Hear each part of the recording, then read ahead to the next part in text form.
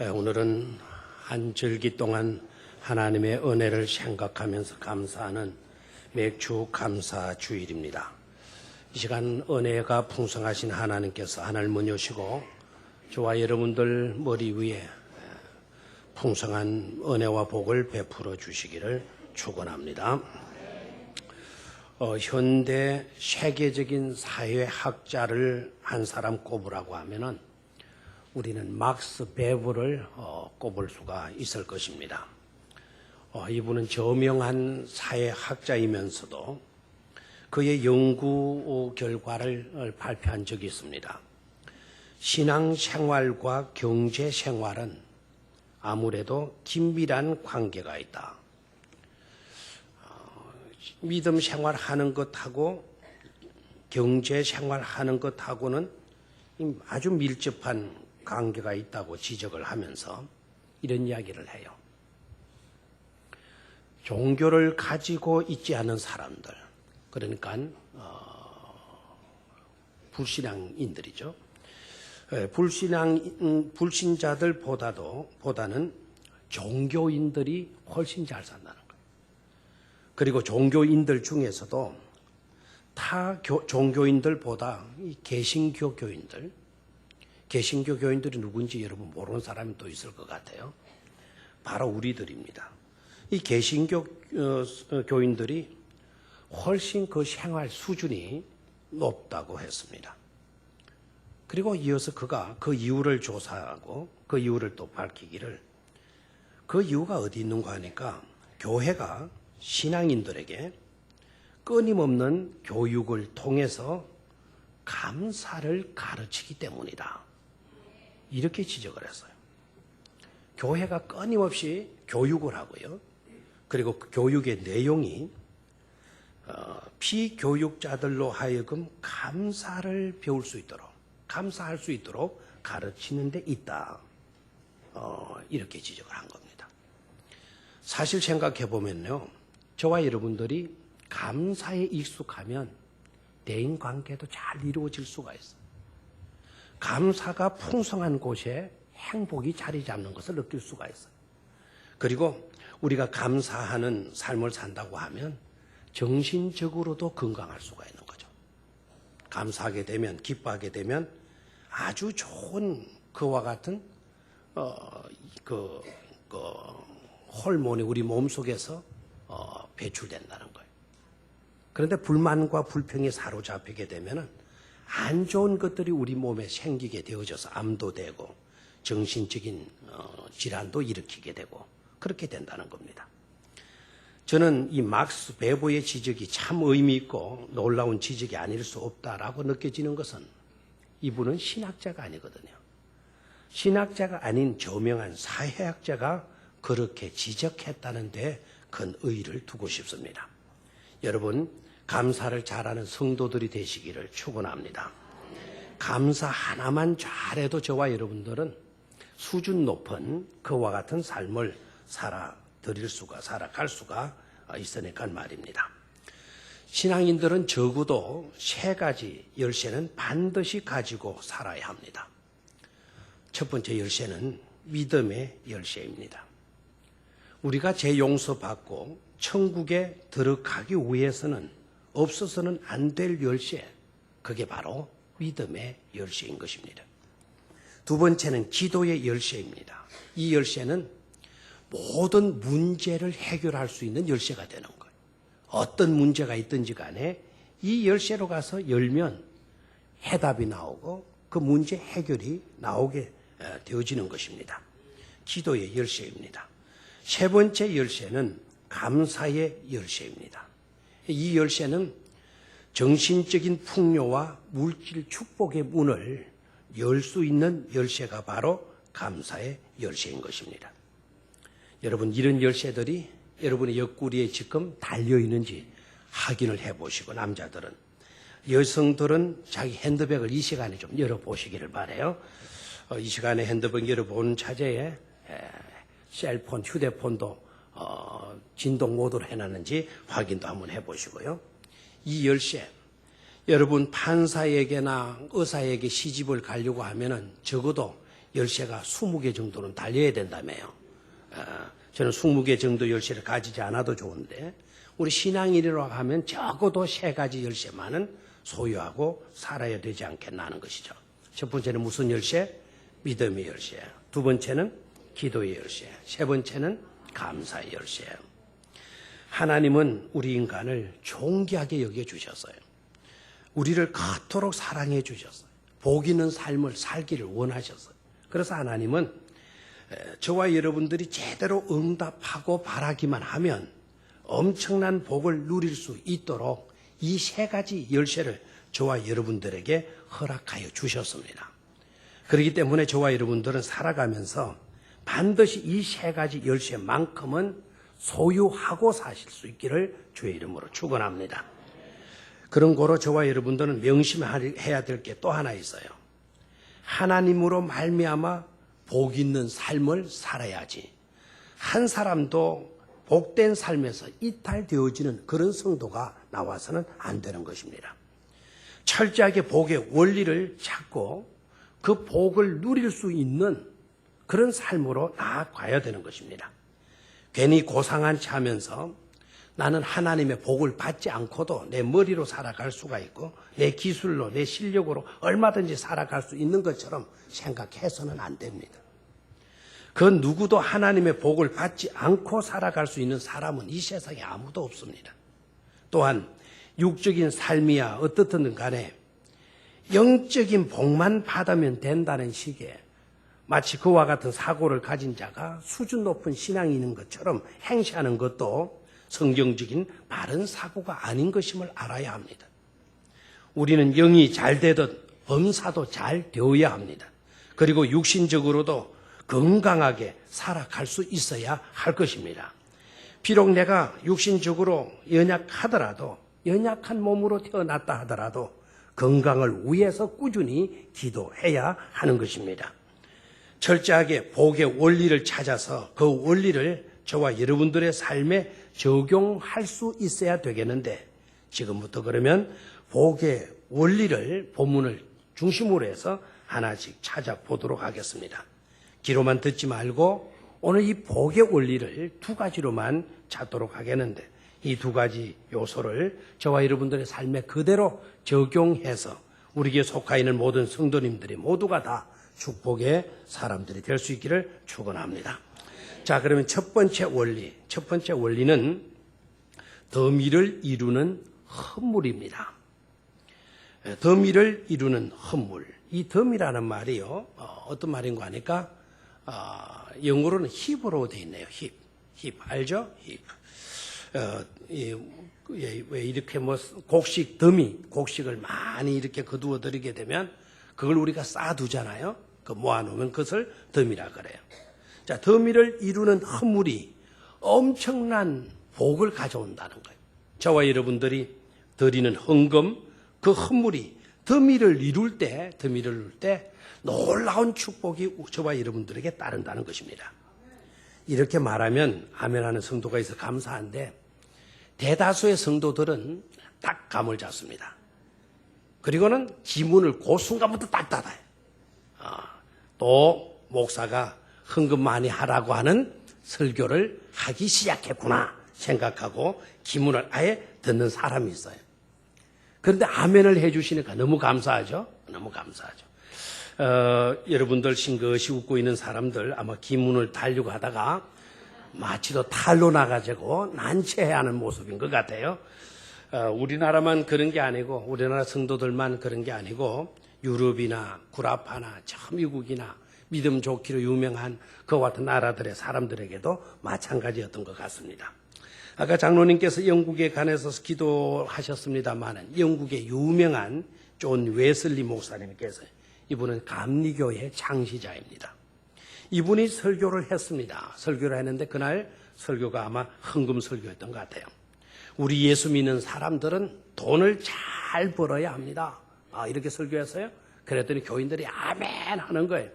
될 수 있는 대로 많이 벌어야 합니다. 그러니까 아멘 막 하고 나온 거예요. 우리 교회는 뭐 별로 부자가 안 되는 모양이죠.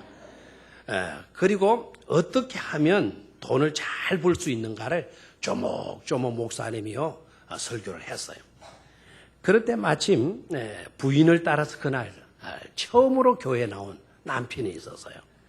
처음으로 교회에 왔던 남편이 아내를 탁 쳐다보면서 고개를 끄덕거리면서 야, 니네 목사 설교 되게 잘한다.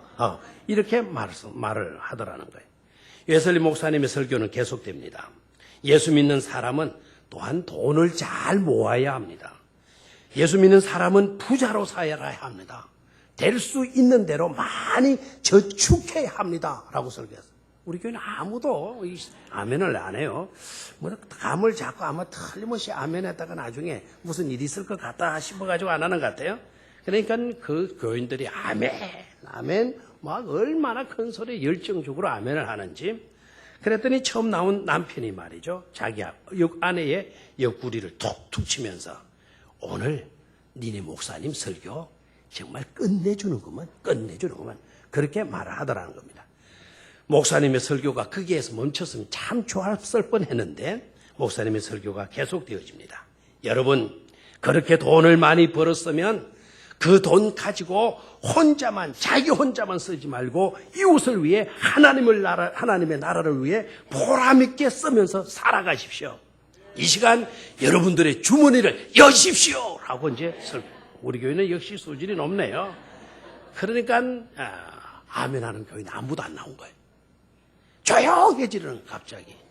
영국인데도 돈 헌금 많이 하고 하나님 나라 위해서 쓰고 이웃 불쌍한 사람들 돕는데 여러분 오늘 지갑을 열어라니까 앞에 부자 되라고 하는 설교는 아멘 하더니 뒷설교에서 아무도 아멘을 안 하는 거예요. 예배가 끝난 후에 처음 왔던 남편이 교회를 나가면서 아내에게 인상을 탁 쓰면서 니네 목사님 오늘 잘 나가다가 완전히 죽었구만 하더라는 겁니다. 여러분 돈 얘기 좋아하는 사람 어디 있겠습니까? 그래서 돈 이야기 하기라는 것은 결코 쉽지 않잖아요. 친척에게도 심지어 자기를 낳아주신 부모에게도 다 큰 사람이 가서 돈 부탁하면 참 힘들잖아요. 그런 면에서는 목사도 마찬가지예요.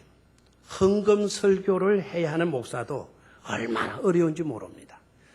헌금 설교하는 게 즐거움이고 행복이 목사는 정말 복 있는 목사라고 생각도 되어지기도 합니다. 여러분 아무리 어렵고 힘드는 설교가 헌금 설교라도 그래도 돈 이야기를 할 수밖에 없는 것은 성경을 통해서 분명히 드러나고 있는 사실이 뭔가 하니까 엄청난 복은 성도들의 헌금과 성도들의 허물과 밀접한 관계가 있기 때문에 그래요. 그것을 오늘 입증해 주는 말씀이 구약의 말씀이에요. 오늘 우리가 읽었던 구약의 말씀입니다. 오늘 읽은 구약의 말씀의 배경은 이렇습니다. 히스기야 왕 때의 일입니다. 여러분이 아시다시피 히스기야 임금은 대단한 위대한 임금이죠. 존경받는 임금입니다. 다윗 이후에 이와 같은 임금이 전무후무했다. 앞에도 없었고 다윗은 있었어요. 다윗 이후에 히스기야 임금과 같은 분은 전에도 없었고 후에도 없었다. 성경은 이렇게까지 히스기야 임금을 높이고 있습니다. 그는 종교개혁을 단행을 했던 사람이고 성전을 재건하는 일을 했던 사람이고 중단되었던 유월절을 다시 찾아서 지켰던 임금이고 성전 예배 기능을 강화했던 그와 같은 임금이 바로 히스기야 임금입니다. 그러니까 하나님과 관계된 일, 예배와 관계된 일을 굉장히 많이 한 임금이 바로 히스기야 임금인 것입니다. 뿐만 아니라 이 히스기야 임금이 조직과 이 모든 행정을 또 잘한 임금으로 나타나고 있어요. 역할 분담을 잘해요. 제사장들은 예배에만 전념하도록 해라. 그리고 제사장들 중에서 성경을 기록해야 되는 사독 후예들이 있는데요. 성경을 기록하는 너희들은 평생 성경을 기록하는 중대한 일을 하니까 너네들의 말로 고생 많다. 다른 생각 말고 그 일들을 잘 감당하라고. 왕이 보너스까지 사독 제사장들에게 이렇게 내어주고 하는 것을 볼 수가 있습니다. 그리고 그뿐만 아니라 왕실의 소유, 자기 왕의 소유, 왕이 자신의 소유를 딱 분담을 시키는, 딱 그거를 구분을 시키는 거예요. 내 소유 중에 이만큼만 요 부분은 이 부분은 하나님께 번제하는 일에 사용되어지는 거다. 그래서 번제용으로 자기 소유를 딱 떼놔요. 왕이 쓸 재산 중에서 왕의 소유 가운데 재산 가운데 딱 떼놔요. 그래서 번제를 드리는데 써라. 그 번제도 여러분 한 달에 한 번, 일주일에 한 번 정도가 아니고 매일 아침 번제, 저녁 번제 드릴 수 있도록 그 번제물을 떼어놓는 거예요. 그리고 안식일마다 하나님께 번제 드릴 때 번제 드리는 그 제물을 또 떼어놓는 거예요. 그리고 절기 때마다 하나님께 번제 드릴 수 있도록 그 절기의 번제도 따로 떼어놓습니다. 얼마나 놀라워요. 왕이 이렇게 솔선수범 하게 되는 겁니다. 그리고 백성들로 하여금 너네들도 마찬가지다. 하나님께 철저한 헌신을 잃지 말아야 된다. 그래서 백성들에게도 헌신할 것을 강조를 합니다. 왕이 명령을 하게 됩니다. 왜 왕이 이와 같이 명령을 하게 되어졌나? 자신은 안 하면서 백성들로 하여금 하라고 했다면 이것은 문제가 있는 것이죠. 히스기야 왕은 그러지 않아요. 자신부터 솔선수범하게 하나님 앞에 번제할 것을 따로 딱 떼어놓고 이것은 손대지 마라. 이것은 하나님께 드릴 것이다. 딱 떼어놓고 그렇게 했어요. 왜 그렇게 했는가 하니까 자기는 예배를 통해서 복을 받았거든요. 하나님께로부터 많은 기적의 은총을 체험했었거든요. 하나님께 바칠 때마다 놀라운 은총과 축복이 오히려 자기에게 임하다는 것을 그런 깨달았기 때문에 우리 민족이 이 나라가 살 수 있는 것은 예배에 있다. 하나님께 헌물 드리고 번제 드리고 제사 드리고 헌금하고 하는 일에 있다라고 확신했기 때문에 백성들로 하여금 자신처럼 그렇게 하라고 명령을 했던 것입니다. 놀라운 것은 왕이 내린 그와 같은 조치에 모든 백성들이 그대로 화답하기를 시작했어요.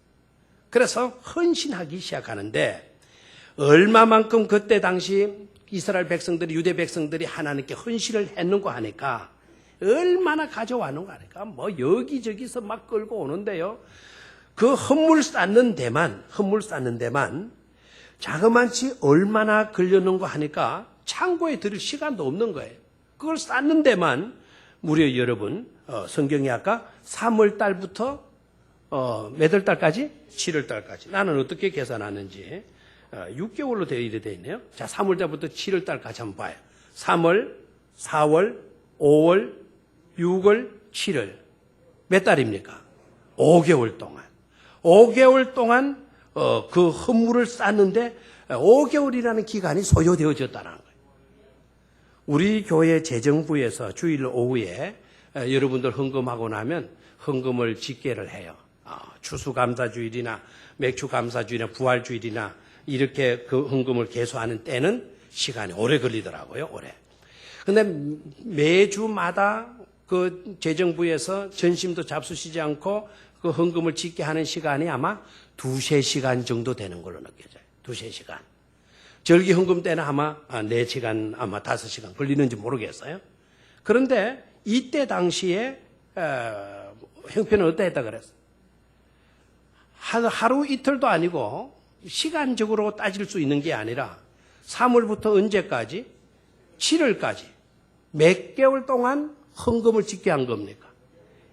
5개월 동안 헌금을 집계했다는 것입니다. 얼마나 많은 헌신이 있었느냐, 얼마나 많은 헌물을 하나님께 드리느냐는 것을 알 수가 있는 것이죠. 그래서 더미를 이루었다 그랬어요. 더미를. 이런 무더기를 이루었다. 엄청난 무더기를 막 수십 개나 이렇게 쌓아둘 정도였다. 이렇게 성경은 말하고 있죠. 자, 이렇게 바쳤더니 어떻게 됐는가? 이렇게 바쳤더니 어떻게 됐는가? 그 결과를 성경은 밝히고 있어요. 그 결과는 오늘 읽은 본문에서는 다 배불리 먹고도 뭐가 있었다? 남음이 있었다. 왕이 놀란 거예요. 떡 나가보니까 엄청난 무더기가 이렇게 쌓여 있거든요. 이게 다 뭐냐? 그러니까 제사장들이 보고를 해요. 백성들이 헌물한 겁니다. 이렇게나 많이. 그럼 어떻게 됐냐? 백성들이 굶주리게 되는 것 아니냐? 이렇게 다 바치고 나면 왕이요, 그런 말씀 마십시오. 이 백성들이 이렇게 바치는 그때부터 백성들이 오히려 다 배불리 먹는 역사가 일어났다. 그리고 이렇게 많이 남는 역사가 일어났습니다. 감격에 차서 보고하게 되어진 것이죠. 오늘 읽지를 안 했습니다만 역대하 32장 27절에 내려가서 보면 이런 말씀이 나와요. 히스기야가 부와 영광이 극한지라. 히스기야가 부와 영광이 만지라 극한지라고 말씀을 하고 있고요. 32장 29절 두 줄 아래로 내려가 보니까 이는 하나님이 저에게 재산을 심히 많이 주셨음이며 그랬어요. 이렇게 되어진 것은 누가? 하나님께서 저에게 백성들에게 히스기야 왕에게 재산을 많이 그것도 심히 많이 마이었음이며 주셨음이며 뭘 깨달을 수가 있습니까? 하나님께서 더미의 재산의 복을 주신 것임을 깨달을 수 있는 줄로 믿습니다. 우리가 여기에서 교훈을 받아야 할 것은 이와 같은 메시지를 우리가 들으면서 우리가 결단해야 되는 것은 하나님께 절대로 인색해서는 안 된다는 메시지를 들어야 할 줄로 믿습니다. 그리고 하나님께 드린 것은 결코 낭비가 아니다. 하나님께 많이 바쳤다고 해서 그것은 지나친 것이 아니다. 오히려 하나님께로부터 엄청난 더미의 복을 이렇게 아름드리 받게 되는 은혜의 수단이 되어진다는 사실을 깨달을 수 있어야 될 줄로 믿습니다. 많은 헌물을 통해서 더미의 하나님의 복이 주어진 것이다 하는 것을 말씀을 드렸습니다. 두 번째 원리입니다. 두 번째 원리는 기적을 가져오는 감사입니다. 한번 따라해 주십시오. 기적을 가져오는 감사입니다. 다 같이 시작. 아멘. 이 말을 조금 역으로 읽으면 여러분이 좀 더 이해가 빨리 될 겁니다. 이 말은 무슨 말인가 하니까 감사는 기적을 가져온다. 감사는 뭘 가져온다? 기적을 가져온다. 감사라는 게 감자의 순이라고 한다면 그 순을 잡고 딱 뽑아 올리면 기적이라고 하는 감자가 주렁주렁 달려 올라온다 이거예요. 그러니까 감사는 기적을 가져온다. 오늘 하나님께서 주신 복음서의 말씀, 마태복음 15장 말씀을 통해서 우리는 그 사실을 깨달을 수가 있습니다. 흔히들 감사에는요, 세 종류의 감사가 있다고 그래요. 후불감사, 절대감사, 선불감사가 있다고 그래요. 저는 이 이야기가 굉장히 일리 있는 이야기다 생각을 합니다. 후불감사가 뭐죠?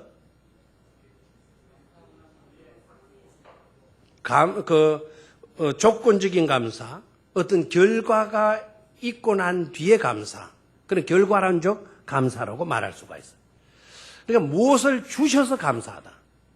그러니까 무엇을 주셨기 때문에 우리가 감사하는 거예요. 무엇이 이루어졌어요. 이루어졌기 때문에 하나님 감사합니다. 이루어지게 해주셔서 감사합니다. 감사드리는 거. 이게 뭐죠? 이게 후불감사예요. 후불감사.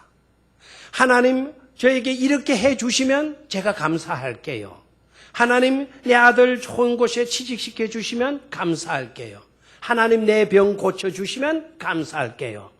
이게 무슨 감사? 후불감사. 고쳐주시고 나면 그러면 값듣겠다는 거예요. 여러분 식당에 가면은 후불감사합니까? 선불감사합니까? 우리나라는 되게 후불감사죠. 먹어보고 돈 내면 내고 싶으면 내고 안 내고 싶으면 안 내고 그런 게 아닌데 그죠? 근데 다 후불감사가 많아요. 근데 선진국이나 또 우리나라에도 유명한 식당 가면은 먼저 돈을 내고 먹어야 됩니다. 그것도 뭐죠? 그건 선불 식사예요. 어느 게 좋을지는 여러분 알아서 평가하십시오. 후불 감사라는 것은 이루어지고 난 뒤에 해결받고 난 뒤에 드리는 감사, 후불 감사입니다. 오늘 맥주 감사주의를 우리가 지키는데 한 절기 동안 하나님께서 저희들에게 지켜주셨고 은혜 주셨고 맥주할 수 있는 은혜를 주셨기에 감사합니다. 라는 의미에서 드리게 되면 우리는 무슨 감사입니까? 후불감사 드리는 거예요. 후불감사. 자, 두 번째 감사는요, 절대감사예요. 절대감사. 이 절대감사는 조건과 상황을 묻지 않는 겁니다. 조건이 어떠하든지 상황이 어떠하든지 그럼에도 불구하고 감사하는 것을 무슨 감사? 절대감사라고 하는 것입니다. 무엇을 해 주셨기 때문이 아닙니다. 해 주셔야만 감사하겠다는 게 아닙니다. 해 주시지 않아도 전 감사하겠습니다. 이게 뭐라고요? 절대감사예요. 마치 아버지가 아무것도 해주지 못할 형편에 있어요. 너무 연약하고 너무 부족하고 아버지가 아무것도 해주지 않아요. 못된 자식은 그런 아버지가 무슨 아버지야? 이렇게 나옵니다. 제대로 된 자식은 아버지가 자식에게 아무것도 해준 것이 없어도 아버지가요 저에게 해주고 안 하고 그거 하나도 상관없어요. 아버지가 제 아버지가 되신 것만 가지고도 저는 아버지께 감사해요. 이렇게 나오는 자식은 제대로 된 자식이지 않겠습니까? 육신에 참 부족하고 연약한 아버지가 자식에게 면목이 없는 겁니다. 애야, 나는 내한테 해준 게 아무것도 없네. 이런 게 무슨 아비가 되겠느냐 이렇게 나옵니다. 근데 자식이 뭐라 그래요? 맞아요. 이러면 나쁜 자식이죠. 그럴 때 자식이 뭐라 그래야 돼요? 아버지 그런 말씀 왜 하셨어요? 아버지가 잘하고 못하고 그건 문제가 되는 게 아니에요. 아버지가 저를 있게 해주셨잖아요. 아버지가 계신 것 아버지만으로도 저는 얼마든지 아버지를 존경하고 아버지를 사랑하고 아버지를 좋아해요. 이렇게 나와야 그게 제대로 된 자식인 줄로 믿습니다. 그런데 우리 하나님 아버지는 어떤 분이에요? 그런 무능한 아버지가 아니잖아요. 그런 능력 없는 형편없는 연약한 하나님이 아니시잖아요. 천지 만물을 창조한 전능하신 하나님이 저와 여러분들의 하나님이 되어주신 것만으로도 감사할 수 있는 신자.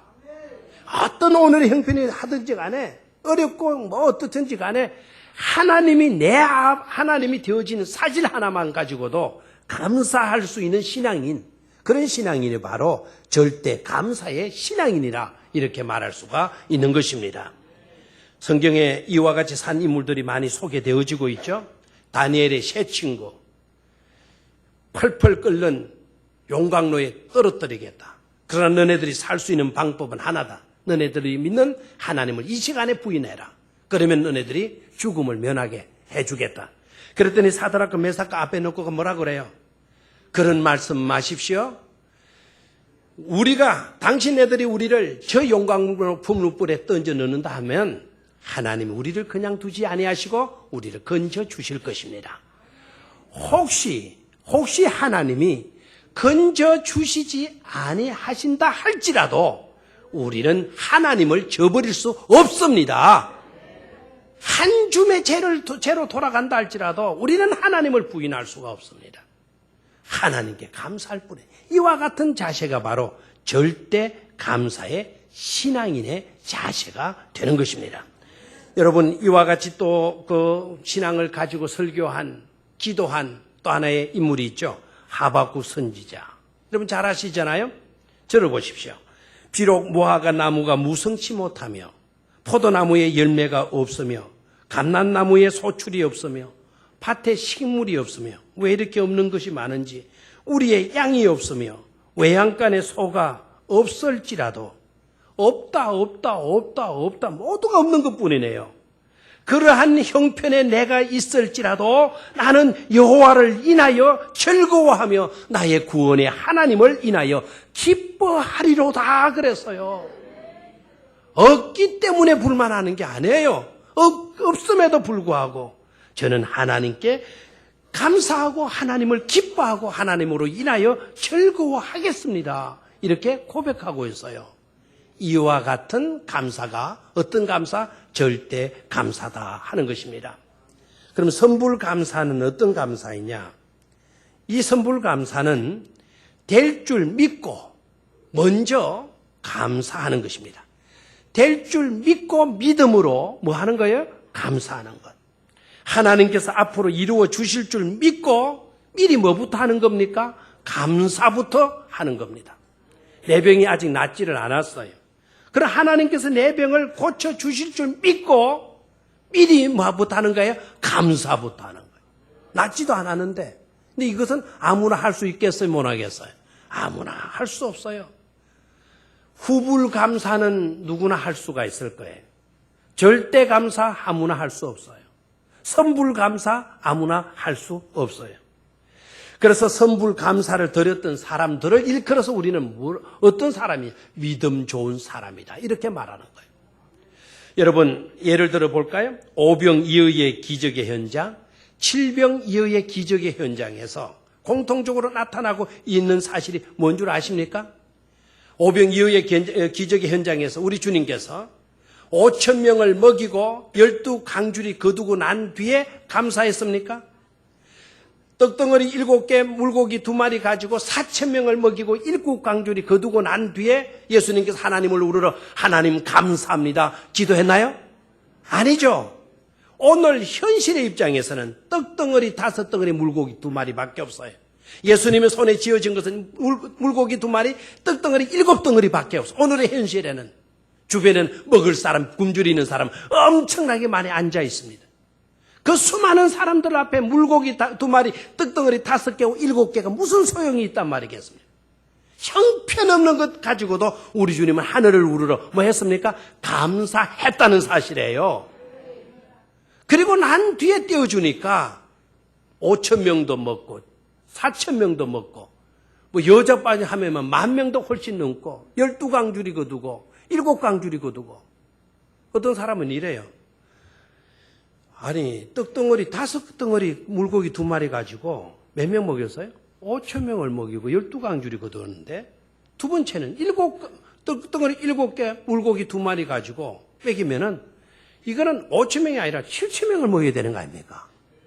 그리고 거두는 것도 뭐 15방줄이 거두어야 되는 거 아닙니까? 오히려 많은데 왜 이렇게 적게 됩니까? 이것 가지고 고민하는 사람이 있어요. 그런 것 가지고는 고민하지 말아요. 수와 양에 있는 것이 아니고 하나님의 능력, 주님의 능력에 있는 것임을 깨달아야 될 것입니다.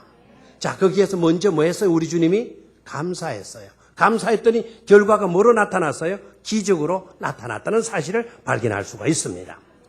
여러분 요나의 기도, 물고기 뱃속에 요나가 들어갔잖아요. 불순종하다가 얻어맞고 물고기 뱃속에 들어갔어요. 물고기 뱃속에 들어가서 요나가 회개 기도를 어디에서 하느냐면 물고기 뱃속에서 기도해요. 그 물고기 뱃속을 생각해 봐요. 동굴에 들어가도 갑갑하다 그러는데 그죠?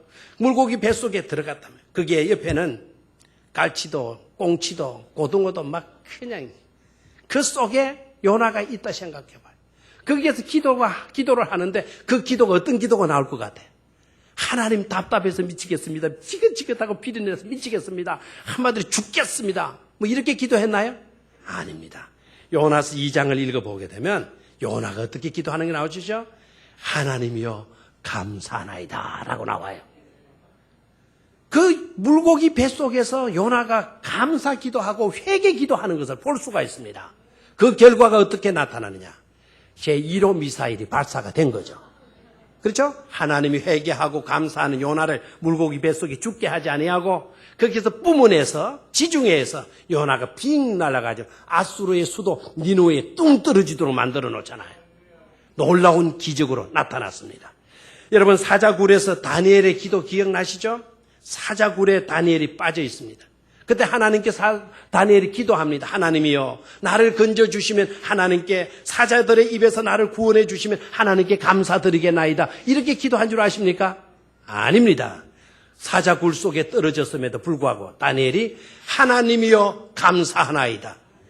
나를 건져주셔서 감사한 게 아니에요. 나는 지금 굶주려 있는 사자 앞에 떨어져 있어요. 언제 사자가 덤비들어서 자기를 삼킬지 모르고 있어요. 그런데도 하나님께 하나님이여 감사하나이다. 기도했어요.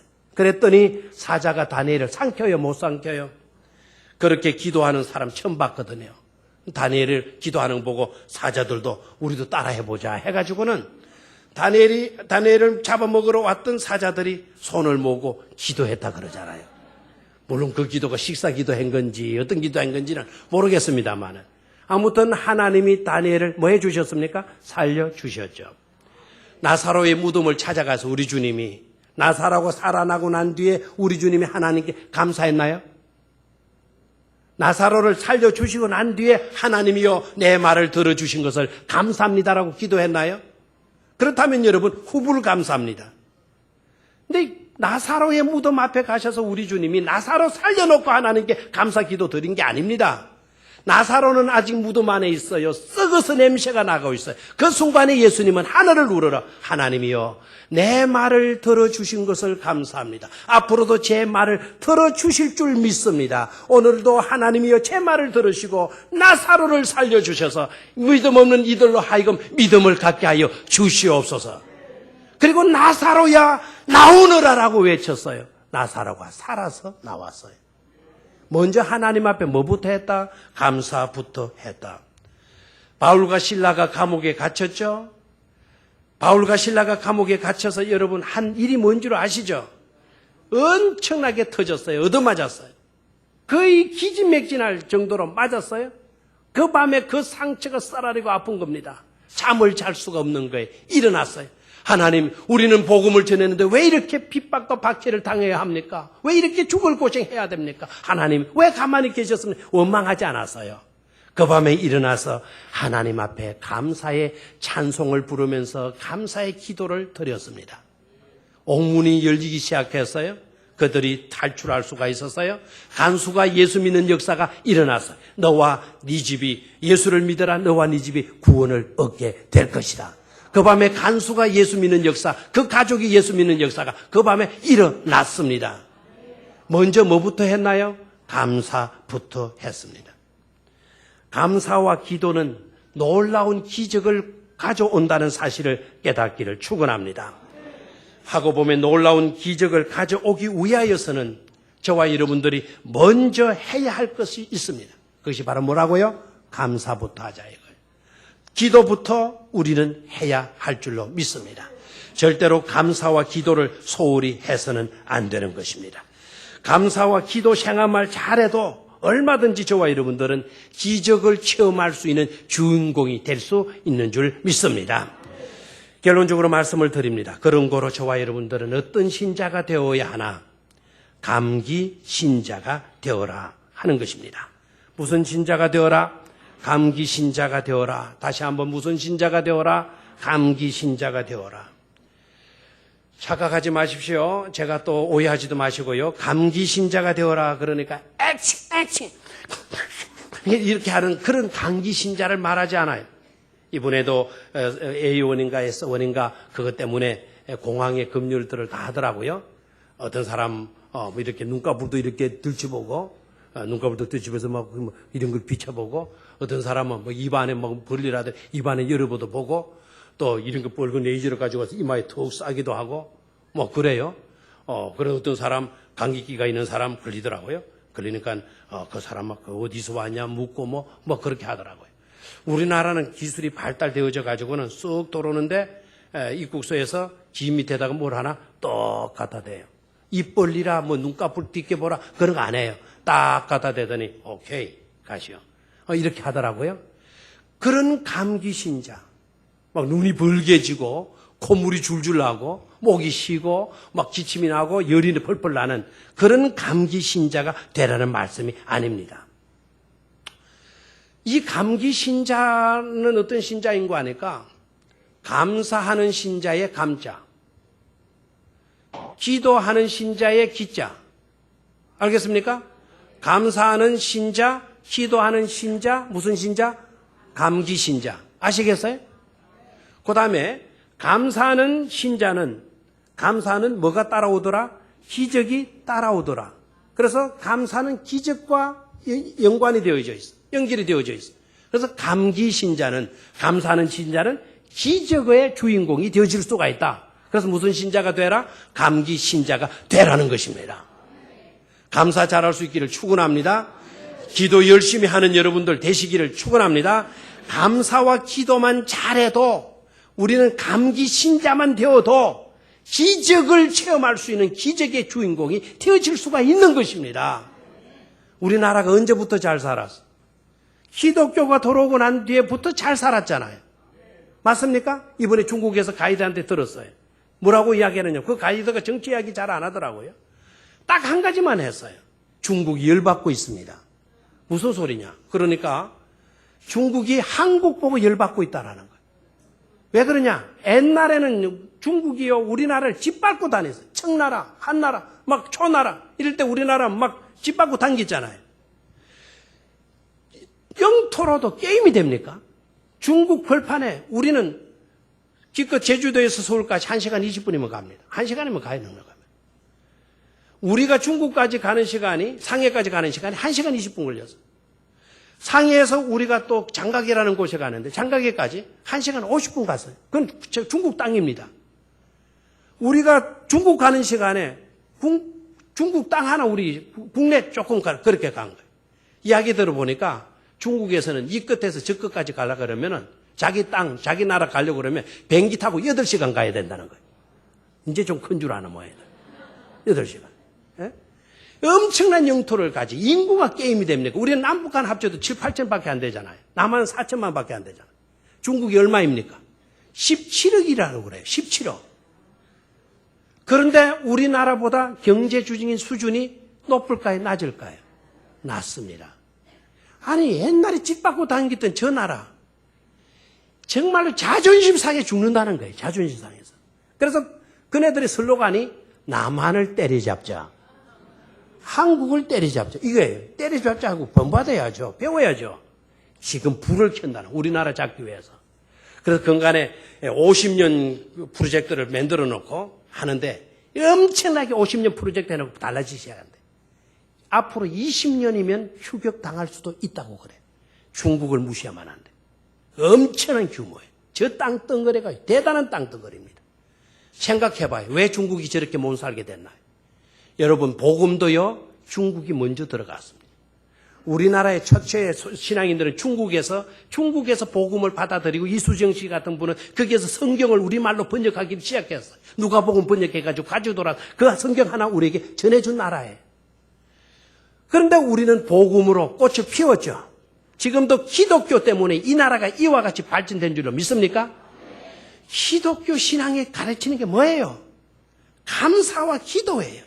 구원받음에 감사, 하나님의 백성 만들어주심에 감사, 그리고 하나님께 문제 있을 때마다 열심히 기도하고 두드리니까 하나님께서 문을 열어주셨으니까 지혜도 주시고 세계적이라고 앞서갈 수 있는 그런 나라가 되어진 줄로 믿습니다.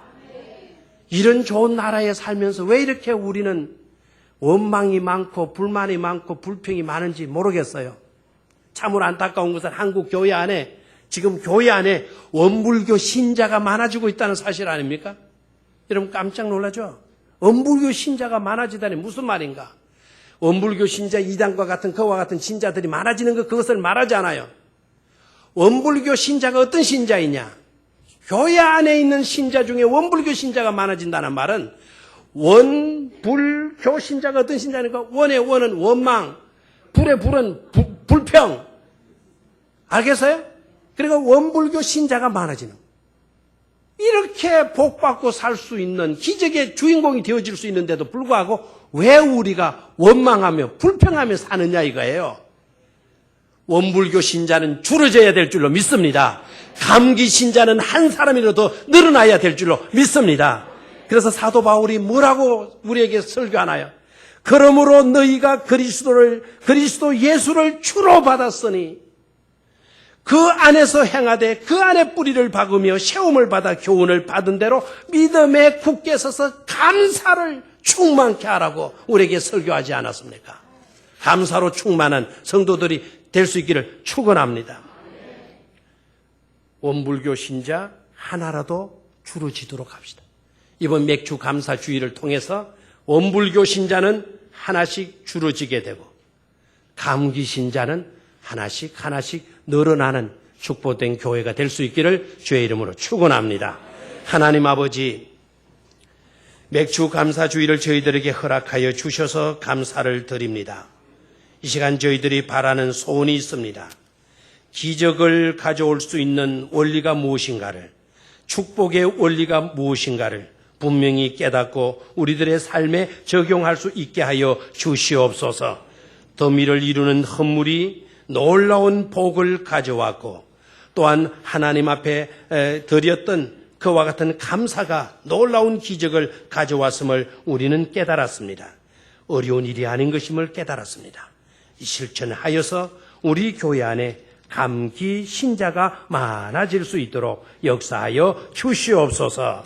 주 예수 그리스도의 이름으로 감사하며 기도드리옵나이다. 아멘.